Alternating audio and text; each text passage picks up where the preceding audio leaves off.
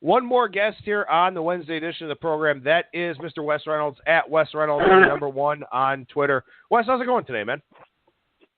Hey, Adam. How are you, man? I'm doing well. Appreciate your time as always. Thank you so much for joining us here. And Wes will join us again later in the week for our Super Contest segment. No sports to hear this week, so I'll be recording with Wes on Thursday night. So we're going to spend just a couple of minutes on the NFL here today, namely to talk about this Thursday night football game between the Titans and the Steelers. Steelers a 7-point favorite here, Wes. What do you think about that number? Well, it's kind of interesting that if we take kind of like the sentiment before last week's card was played, I think most people, and you heard a lot of the punditry and some of the quote-unquote experts say, hey, the Steelers, after their slow start, they've kind of come around and they look like they're the best team in the AFC. And then all of a sudden they were life and death to beat the Colts on the road last week. And then, people kind of forgot about the Patriots, off the bye week. And they go into Denver. And, Denver gave them a lot of opportunities with some bad special teams play early and, put the Patriots kind of in the driver's seat. But then, kind of the good play caught up to the good fortune with the Patriots. And then eventually they started, driving the length of the field for scores and weren't getting lucky defensive scores or just good field position or special teams.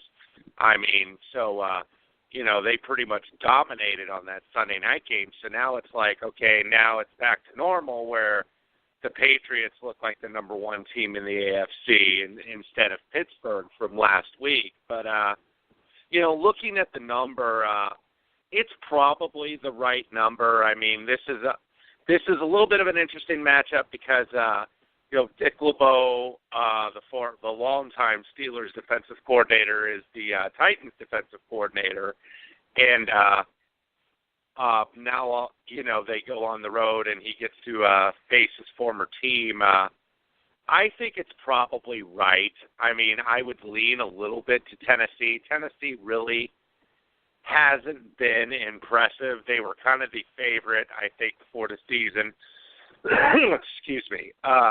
To win the AFC South, and they really haven't taken the division, I guess, kind of by the horns here.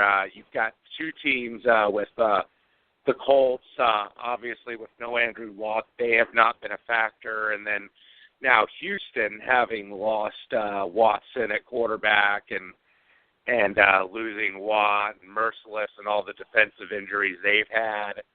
They've kind of fallen by the wayside. So it's almost like them and Jacksonville. And Tennessee, I don't think, is really impressed at all in any of their games this year. But, is this something where they're sitting on kind of a good performance here?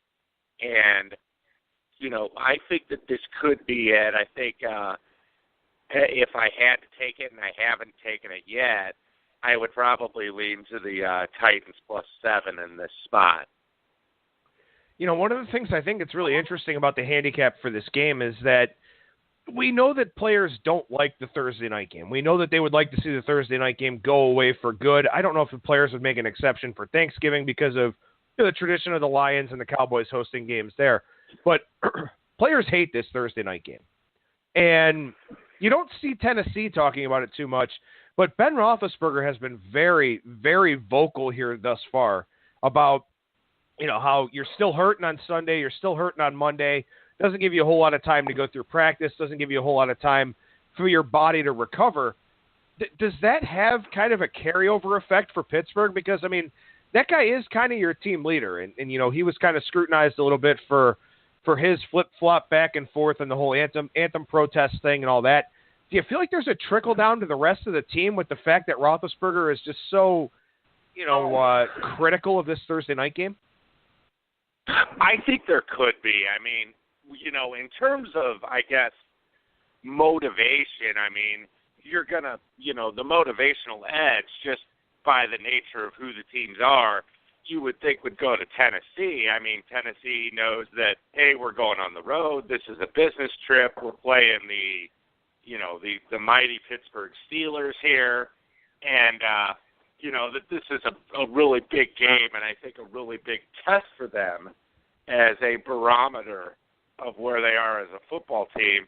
And I don't think that this is as big a game for the Steelers because, they look like they're going to, I don't want to say run away, but they look like they're a pretty good bet right now to win this division with Cincinnati struggling, Cleveland having not yet won a game. Baltimore's been so up and down and had a lot of injuries.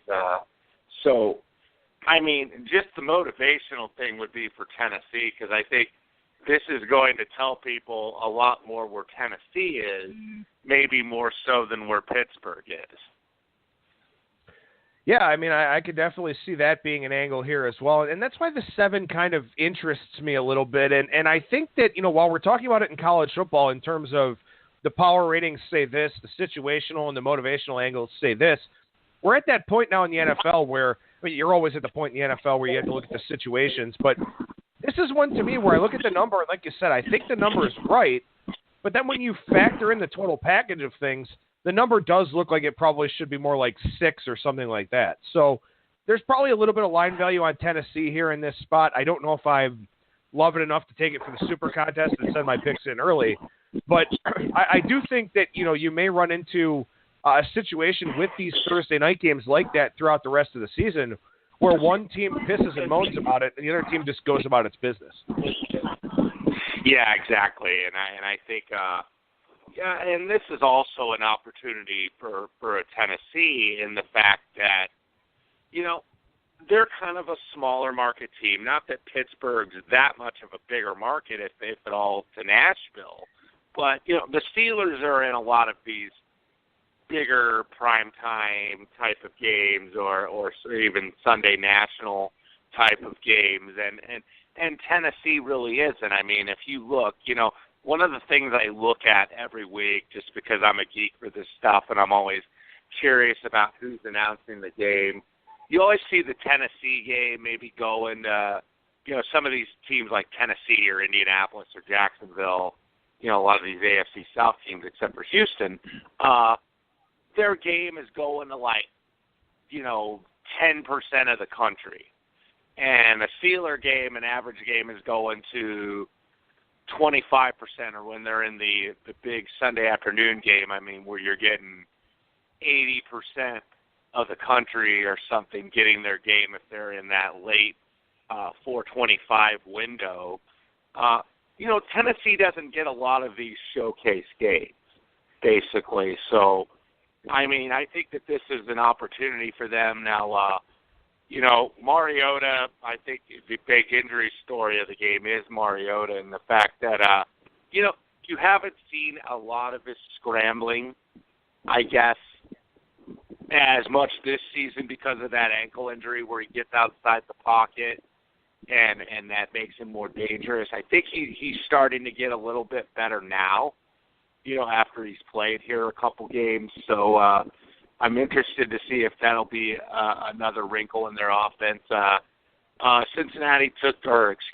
Pittsburgh took some injuries the last game with Joe Hayden now being out indefinitely with the fibula and Mike Mitchell being questionable in the secondary. So Pittsburgh's got some injuries to deal with. So, Tennessee, if you're saying, hey, Wes, pick a side, it's going to be the Titans +7 for me.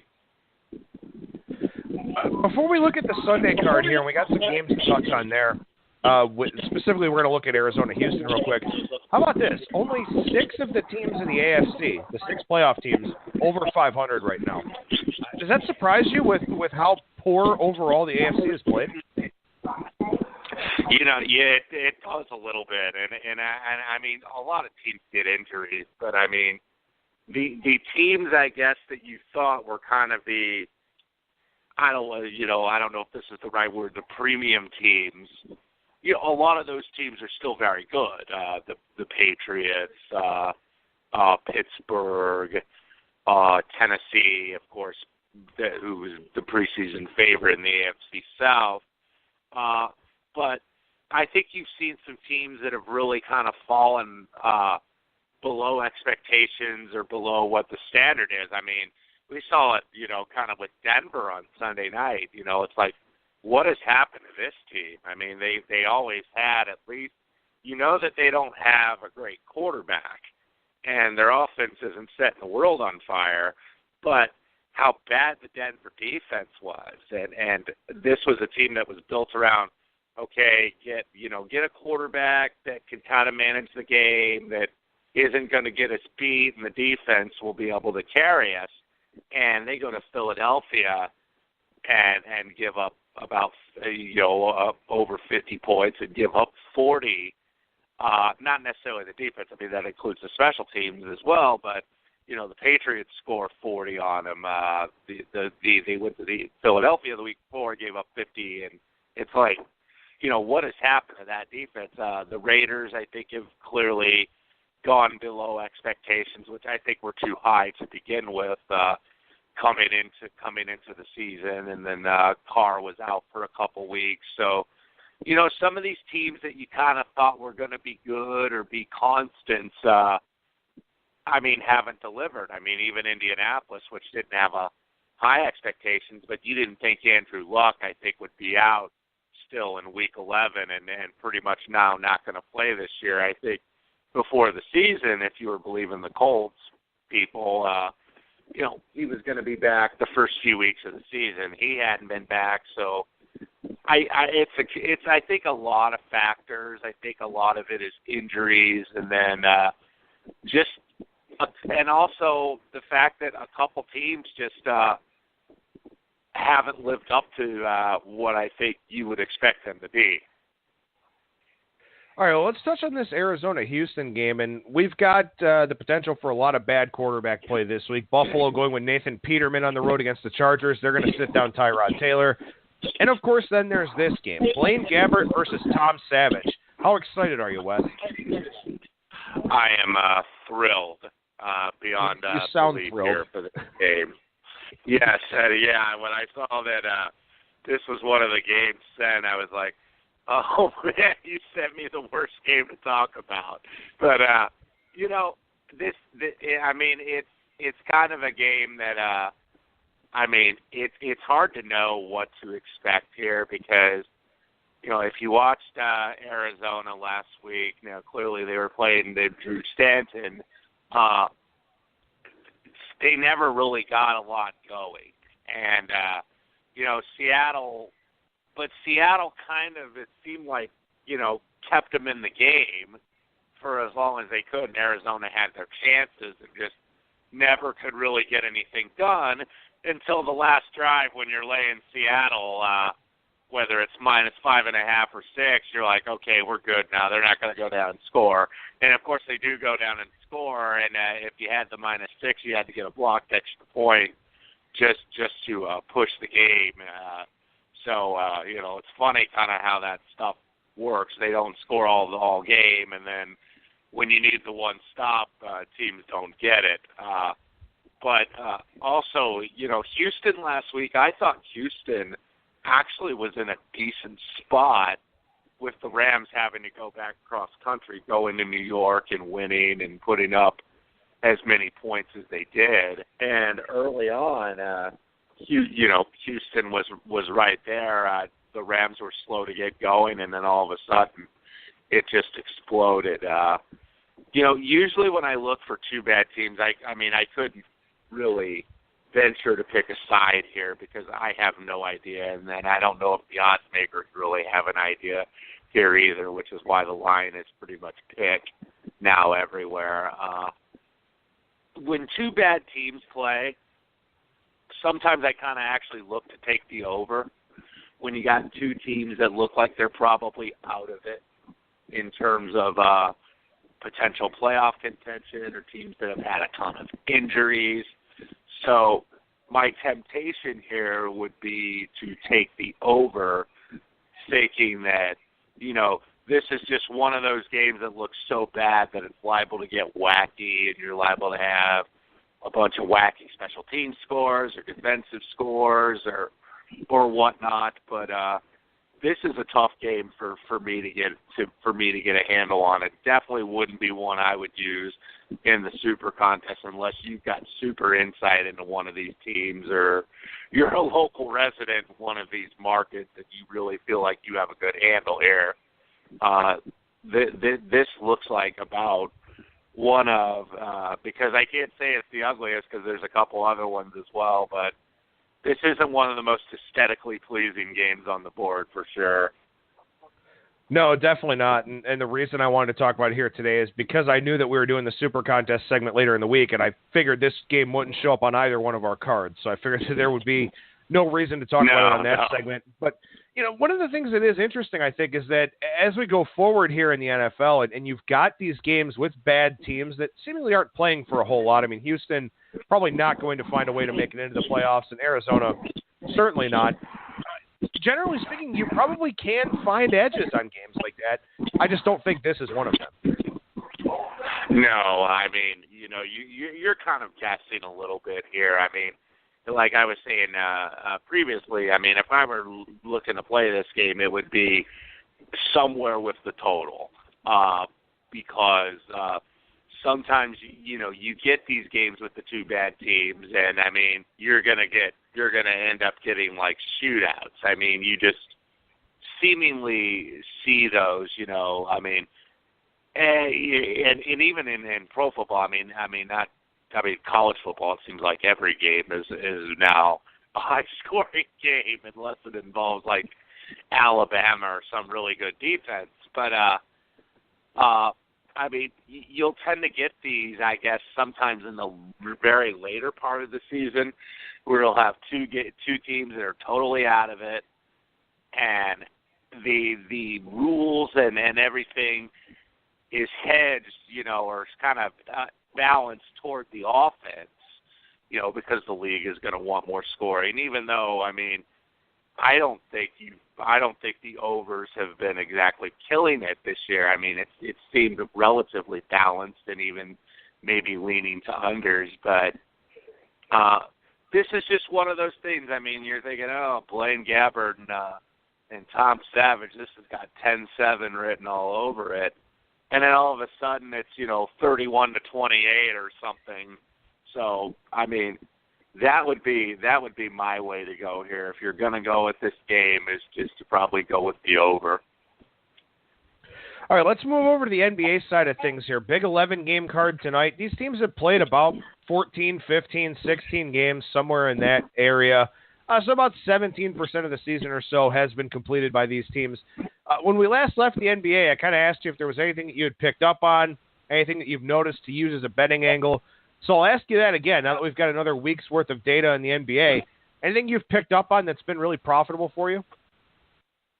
Well, I mean, just picking up on some of these teams, I mean, I'm amazed with the run that Boston has been on.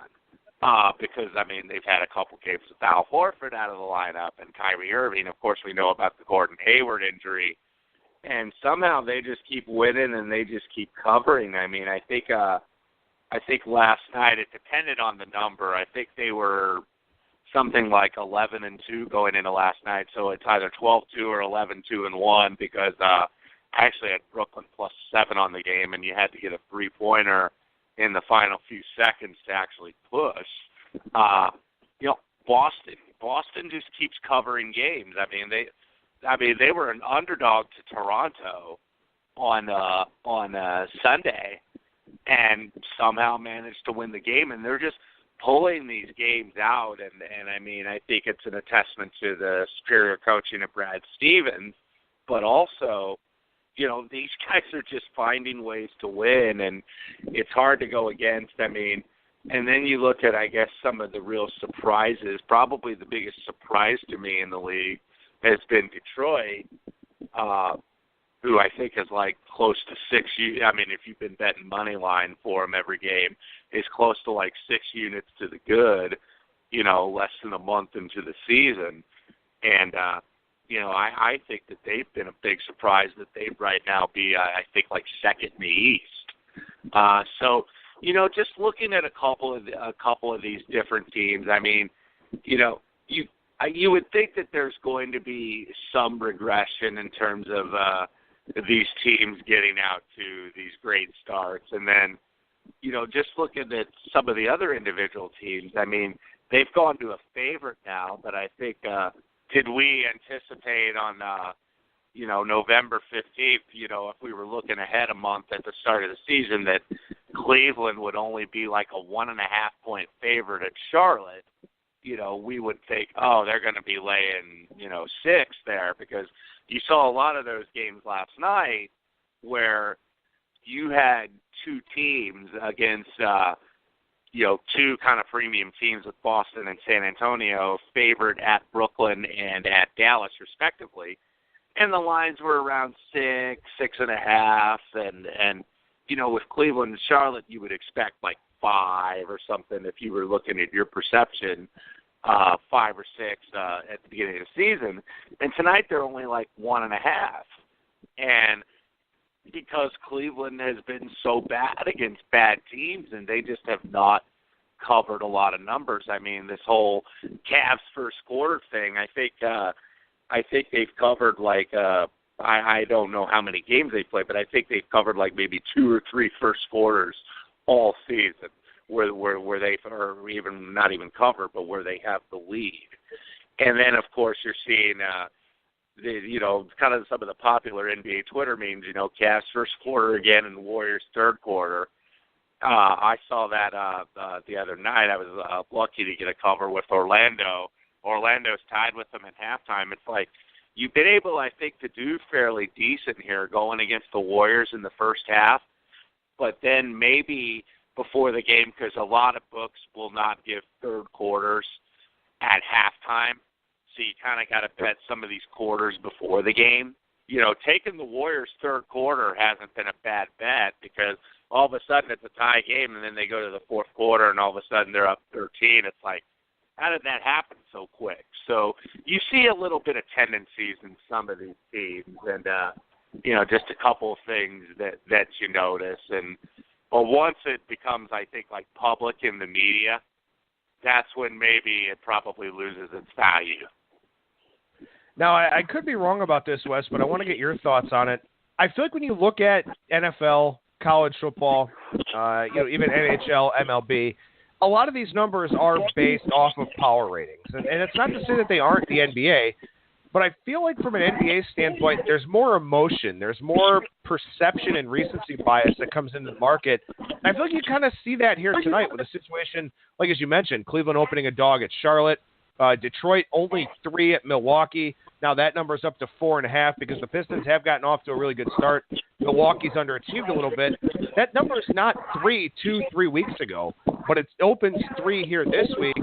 I think if you play against those emotional biases, you could do really well in the NBA. Yeah, I think so too, and that's kind of one of the things I've tried to do a little bit is look at these, with recency bias, not only over a week or a couple weeks span, but sometimes even over a couple days span. When you see these teams that win the big national TV games on ESPN or TNT, that's going to inflate their value a little bit short term. And sometimes you can play against that if you get a sneaky underdog. I kind of tried that. Unfortunately, didn't succeed Saturday with the Bucks. They go to San Antonio and win, and then that's a perfect spot to, I think, go against them the next night or to go against them the night after if they've got a night in between. But a lot of those situations you can really, I think, find ways to go against teams, off those big national TV wins and finding those spots, because I think I think with ESPN having such a contract, and I mean they're obviously the market leader in terms of day-to-day sports coverage, they're going to cover these NBA teams so much, and I think you're seeing, I mean, we know that the NFL is king, but the NBA, I think, has at least narrowed the gap slightly at the minimum in terms of the coverage. I mean, you're seeing, that it's really gained, I guess, in popularity. And, I mean, regardless of what the NFL is, whether it's that there's too many rules or the anthem protests or whatever it is, or that the product is boring, I mean, you're seeing a lot of national media types like, hey, college football is the most intriguing thing in sports right now, and the NFL, just hasn't been.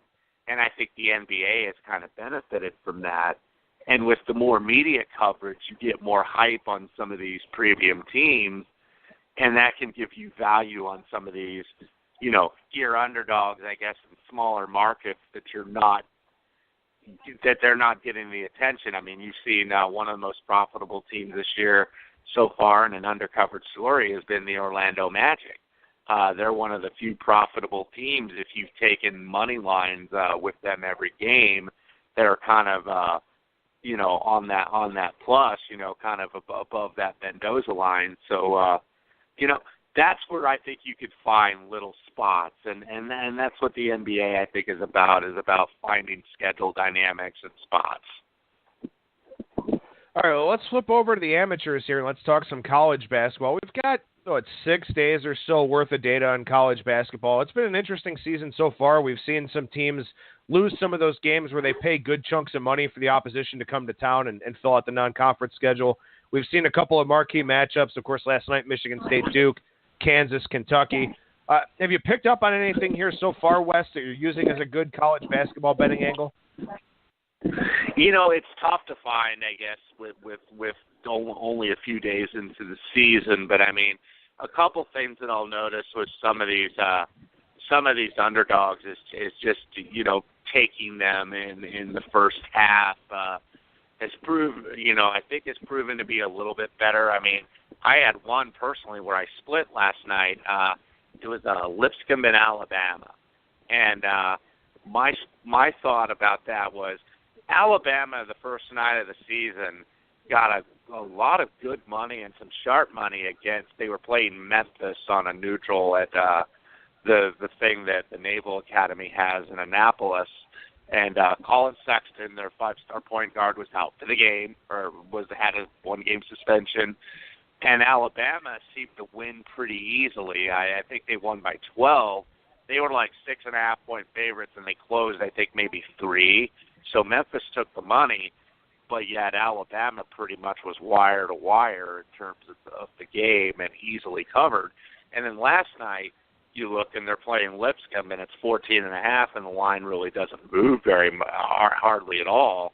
I mean, Alabama didn't get a lot of support, and then Sexton was back in the lineup. So I thought, okay, good spot to go against Lipscomb, and Lipscomb runs that Belmont system with the former Belmont assistant, now the head coach there. And, Lipscomb hangs in for the first half, really hangs in for probably the first 30 or so minutes of the game, and then it got away from them, and they lost by 20. So you're thinking, easy win for Alabama. But, I think, you're seeing some of these dogs, I guess, kind of hang around a little bit in the first half.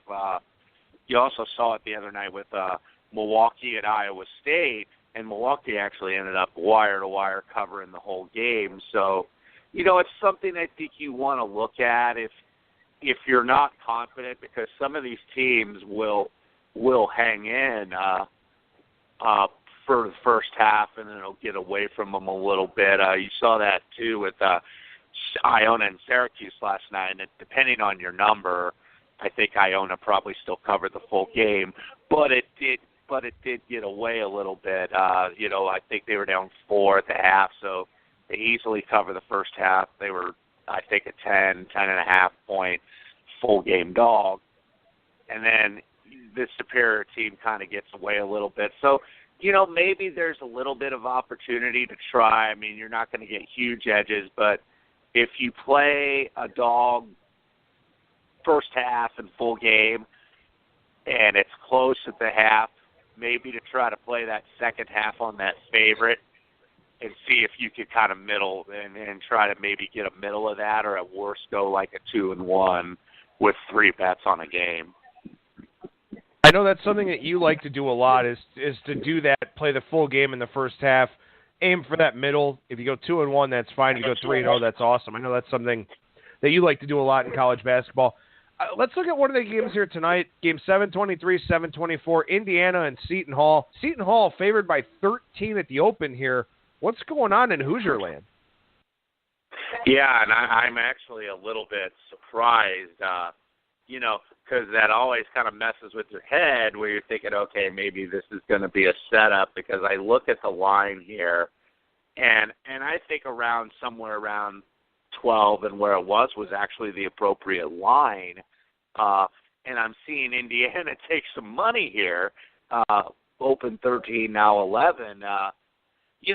Indiana, I think they are learning a whole new system. I mean, keep in mind with Archie Miller there, none of these were really his recruits.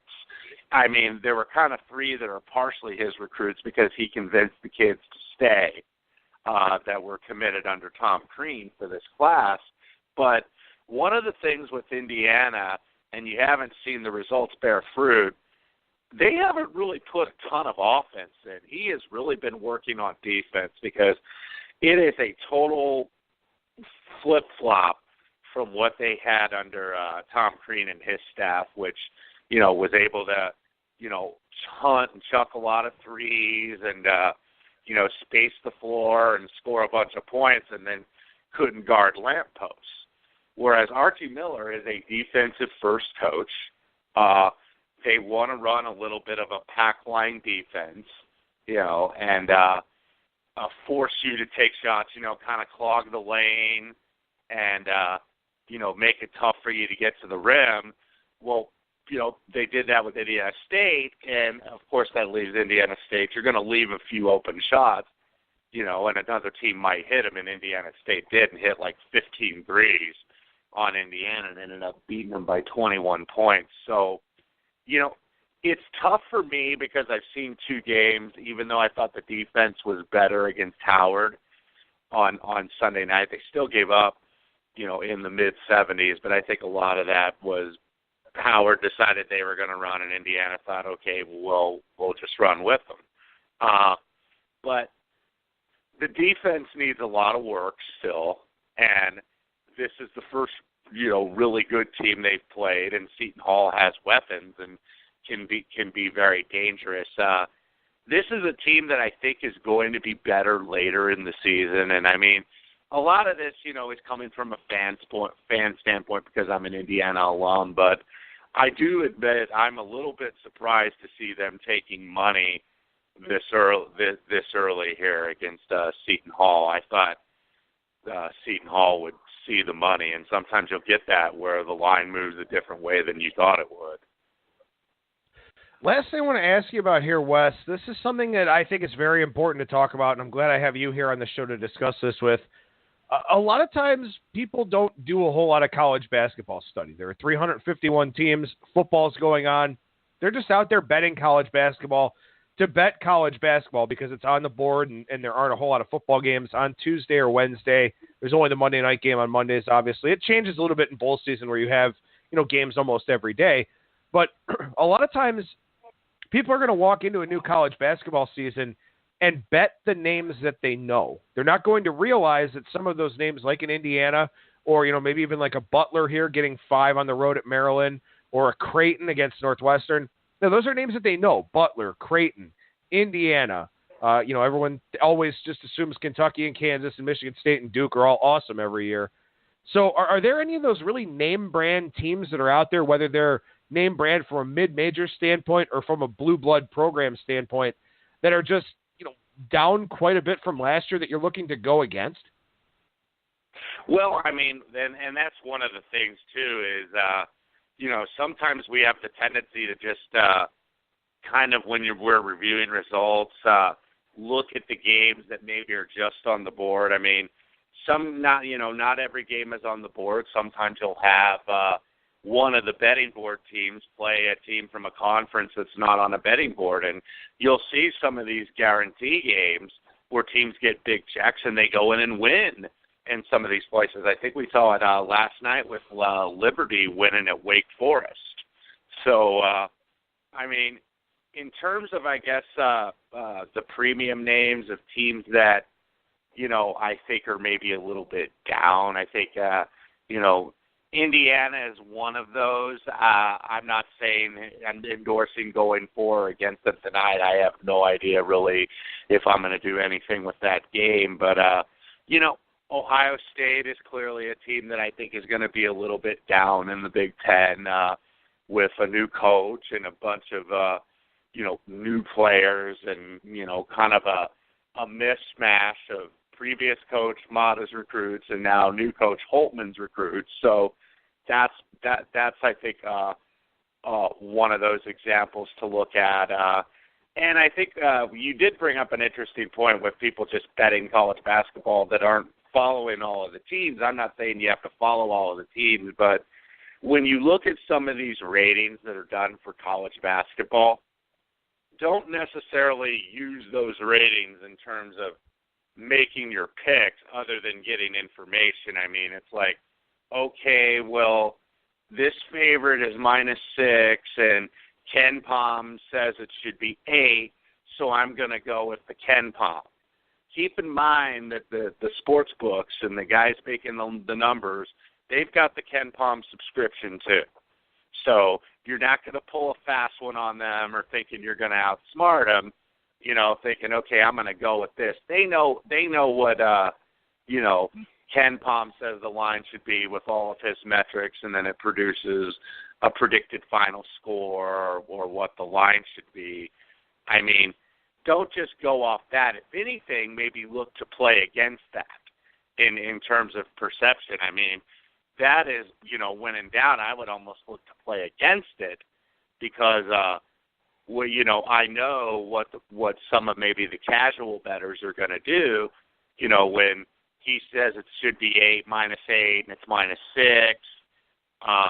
I would look maybe to take the +6, even though there's a little bit of a discrepancy there, you know, because I just think that, you know, you got to look a little bit at perception and recency bias, like we were talking about earlier with the NBA, can also play in with college basketball. I mean, we saw it kind of last night. Now it ended up being a close result, but Kentucky didn't cover either of their first 2 games at home. You know, people, and most casual people don't know that Vermont's actually a pretty darn good team.